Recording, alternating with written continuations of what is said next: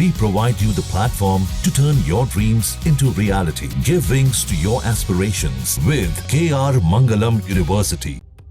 Operation Sindoor के बारे में सही जानकारी देने के लिए अलग अलग देशों में भारत का प्रतिनिधिमंडल भेजा गया है। ऐसे ही एक समूह में AIM-MIM चीफ और सांसद असदुद्दीन ओवैसी भी शामिल हैं। रियाद में आतंकवाद पर पाकिस्तान को जमकर खरी खोटी सुनाते हुए ओवैसी ने कहा कि पाकिस्तान दुनिया भर को संदेश देता है कि भारत से उसकी लड़ाई इसलिए है क्योंकि वह मुस्लिम देश है, जबकि हकीकत यह है कि पाकिस्तान से ज़्यादा भारत में मुस्लिम रहते हैं।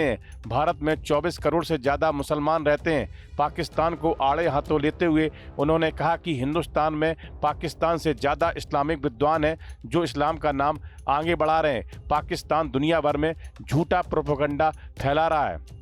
AIM-MIM प्रमुख और सांसद असदुद्दीन ओवैसी ने कहा कि 26/11 के बाद तत्कालीन प्रधानमंत्री स्वर्गीय मनमोहन सिंह के नेतृत्व में मेरी सरकार भारतीय जांचकर्ता पाकिस्तान गए, उन्हें सारे सबूत दिए, लेकिन आपको जानकर आश्चर्य होगा कि कुछ भी आगे नहीं बढ़ा। पाकिस्तान को इस आतंकवादी मुकदमे में आगे बढ़ने के लिए तब मजबूर होना पड़ा जब पाकिस्तान को FATF की ग्रे लिस्ट में डाल दिया गया। जर्मनी में एक बैठक हुई और भारत चाहता था कि साजिद मीर पर अभियोग चलाया जाए, लेकिन पाकिस्तान ने कहा कि वह मर चुका है। क्या आप कल्पना कर सकते हैं कि जो देश कह रहा था कि वह मर चुका है, अचानक वह जीवित हो गया और फिर पाकिस्तानी सरकार ने कहा कि हमारी अदालत ने उसे 5 से 10 साल की सज़ा सुनाई है, लेकिन 26/11 के मुख्य अपराधी अभी भी बेखौफ हैं। उन्हें आतंकवाद के लिए नहीं बल्कि मनी लॉन्ड्रिंग के लिए दोषी ठहराया गया था।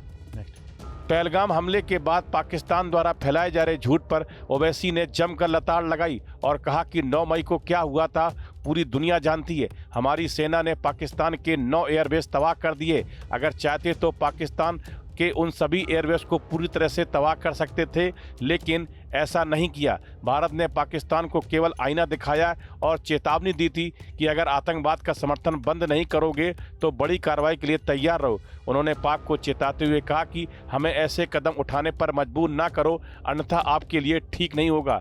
भारतीय सेना ने केवल 9 आतंकी ठिकानों को निशाना बनाया था। आतंकवादी संगठनों को आतंकी फंडिंग को नियंत्रित करने की जरूरत का भी हवाला ओवैसी ने दिया। उन्होंने कहा कि पाकिस्तान को FATF की ग्रे सूची में वापस लाया जाना चाहिए, तभी हम इन सभी आतंकवादी संगठनों के आतंकी वित्त पोषण को कंट्रोल करने में सक्षम होंगे।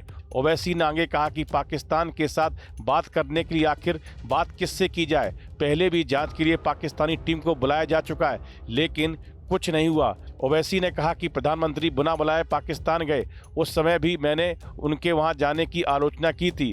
AIM-MIM नेता ने कहा कि आतंकवादी समूह पाकिस्तान में फल फूल रहे हैं और उन्हें प्रशिक्षण दिया जा रहा है। उनका उद्देश्य भारत को अस्थिर करना, देश में और अधिक हिंदू मुस्लिम दंगे और भड़काना है। उन्होंने कहा कि पठानकोट हमले के बाद भारत ने पाकिस्तान से जांच में सहयोग करने को कहा था, यहां तक कि पाकिस्तानी जांच टीम को भारत बुलाया गया, लेकिन कोई नतीजा नहीं निकला। ओवैसी ने सवाल उठाया कि ऐसी स्थिति में पाकिस्तान से बातचीत करने का क्या मतलब है और किससे बात करें।